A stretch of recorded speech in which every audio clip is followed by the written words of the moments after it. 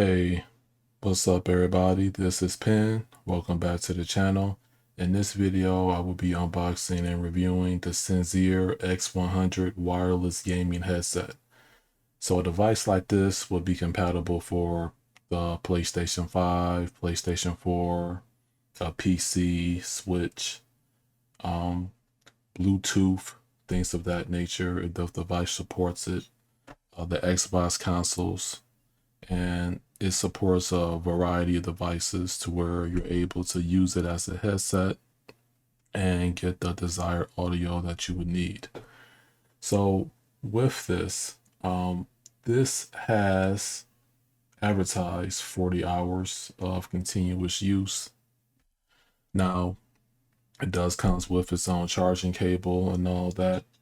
The battery life is going to depend on naturally how long your playing session is. So you can have that be spread out in just a few days, or if you use it hardcore, the battery life is going to go by a lot quicker because you're playing more. That's just the nature of the game.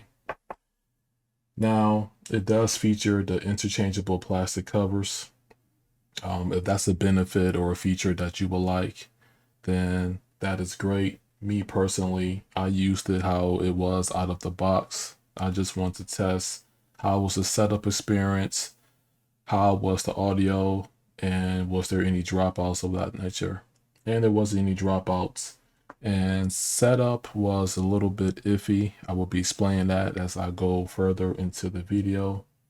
But it do have the easy access control where you have different buttons that are aligned on the headset directly, where we're either talking about switching to Bluetooth or the dongle mode, the mute or the unmute the mic, a volume up or volume down, got a volume rocker going for itself. And you're able to have a feature where you can skip to the previous/next song. In this case, I strictly use this as a gaming headset. In my testing experiment and examples, I used a PlayStation 5 console, and I was able to get set up from there. So it does advertise that the wireless connection, it does feature low latency of 25 milliseconds. And with the ability of having a 3.5 millimeter audio jack, you are able to connect this directly to your device, such as a PC, PlayStation, or Xbox console. And switching between USB dongle, wireless, and Bluetooth, you do have that functionality and that feature, and it gives you the option, noted if you have the compatible devices to do that.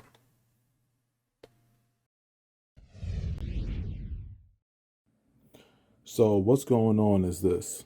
So this is the dongle.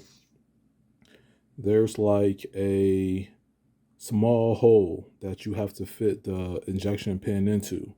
The issue is with this is that the product doesn't come with an injection pin. So I had to find a alternative.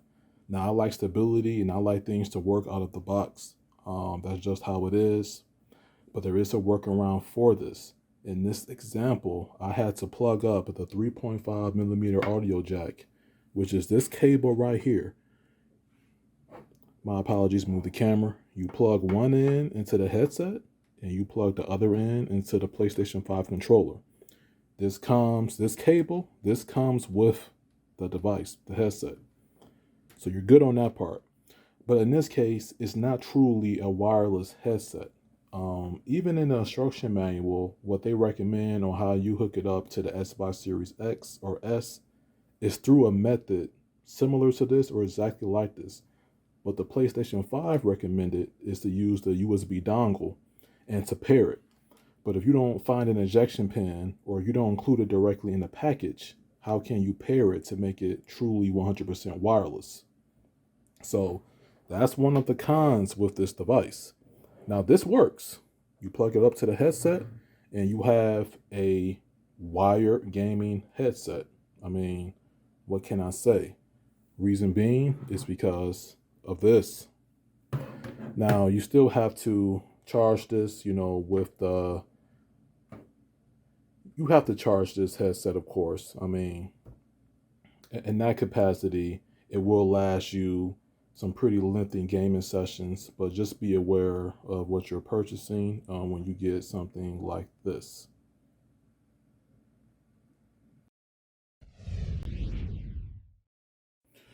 Okay, so this is me having a headset on, but what you want to do is press the PlayStation button on your controller and you want to go to sound.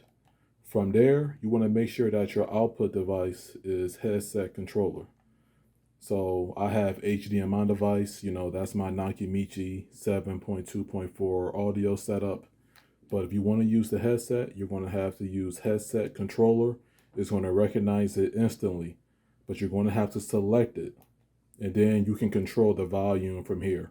So if you want the volume to be like halfway, in case, you may have something coming in the delivery, things like that, or you just need a lower volume, you can control all that here and whatnot.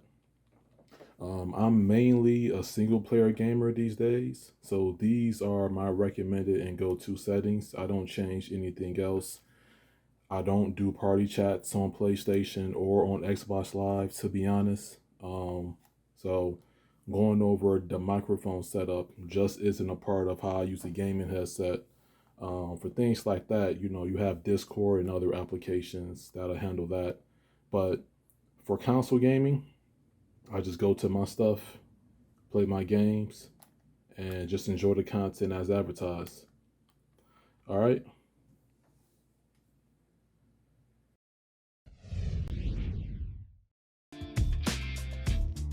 All right. So you got the headset on, and this is Street Fighter 6. I'm just using this as gameplay in the background as I give, some talking points to this.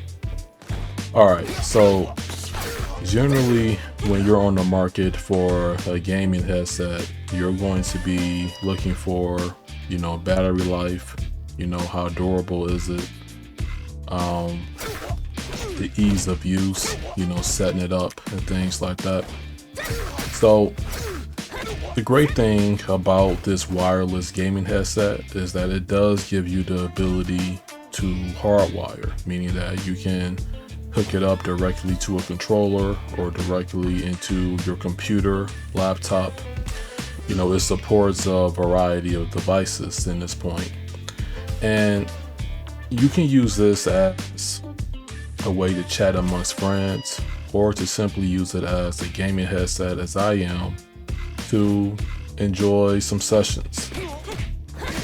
Now, I will be honest, the setup that I'm using is not completely wireless due to, it is missing one of the pinholes that you can use to where you can pair the USB dongle to the headset directly, using a console or rather your own PC, for example. Now, audio-wise, it doesn't break in any barriers. PlayStation 5 and consoles like the Xbox Series X, they have their own 3D audio implementation going on. So when you connect a pair of headphones or a gaming headset specifically to the controller, or you pair them up to the consoles, you will be able to get the best possible audio out of the headset via the built-in consoles, configuration, with the 3D audio. I know that both the Xbox Series X and PlayStation 5 does support Dolby Atmos, but I believe Dolby Atmos for headset gaming is paid on Series X and it is completely free on PlayStation 5. So if that's something that if you're looking for like a premium Dolby Atmos gaming headset, at this price point, then you won't be getting it. But what I can promise you is that you will get good 3D audio out of the box. And if you care about, the movement, the sound, and you hearing that directional flow, then this is going to get you by. I do feel that as far as the durability, it's strong enough to where it doesn't feel like flimsy or anything. Build quality is decent on it. You know, colors on it is nice. Don't have any much complaints in that aspect. And it does give you options. And it's affordable. At the end of the day, you just want to be able to jump in or hook up something. You know, nowadays for me, I'm using a surround sound system for my audio. You know, that's my preferred cinema experience. But if you need to, like maybe you're in, you know, like an apartment or you're with family and you just need the audio to be with headphones so that the audio or the sound doesn't disrupt them at night when everyone's sleeping, then this is also a good alternative for you as well. Just comes down to your options, you know, and what you want to do. And the consoles such as the PlayStation 5 give you the ability to connect your audio how you would like.